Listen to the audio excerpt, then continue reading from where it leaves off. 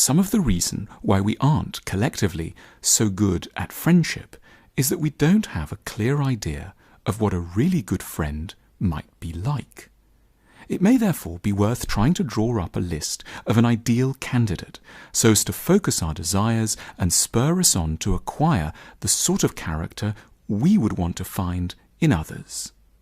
Firstly, the ideal friend knows how to show weakness. The ideal friend doesn't try to prove how robust and successful they are. On the contrary, quite often they let us know awkward and potentially embarrassing things about themselves. They show how much they trust us by confessing failings and sorrows which would open them up to possible humiliation from the world beyond. They offer us the gift of their vulnerability. Secondly, they're genuinely interested in our sorrows and difficulties. And yet, they're not shocked or even surprised by the weird and stupid things we've done.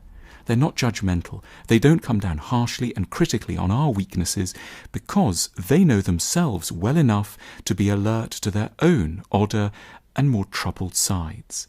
And they do us the graceful favour of assuming that behind the seams we are as radically imperfect as they are. Thirdly, the proper friend is reassuring. They don't just flatter, they understand how easily we lose perspective, panic, and underestimate our own ability to cope. They know we've got zones of fragility that need to be treated very gently. Sometimes they get us to laugh at ourselves, when on our own we'd be inclined to self-pity or rage.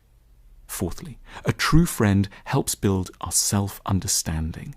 There are so many things we don't entirely comprehend about who we are. We get agitated or defensive, and we don't really know why. We find it tricky to pin down our goals.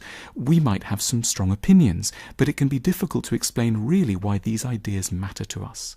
The right friend listens and helps us piece together the best account of our fears and excitements. Fifthly, they help us think.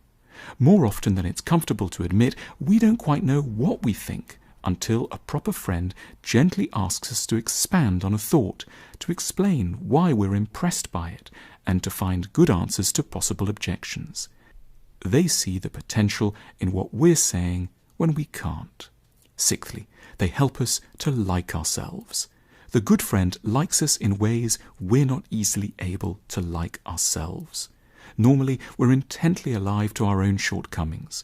It's more obvious from our point of view what's disappointing or frustrating about us than what's endearing or attractive. We need a friend because we're liable to be so very unfriendly towards ourselves. We tend to think that a true friend must be someone we spend a lot of time with, but actually, the ideal other becomes part of us. We internalize who they are, how they speak, the way they smile, the way they pause or get enthusiastic. They continue to inhabit our brain even when we haven't been in touch for a while or when they're far away. The good friend is always with us. The Confessions game is a simple game of cards and dice designed to facilitate more honest conversations by asking daring questions. Click on the link now to find out more.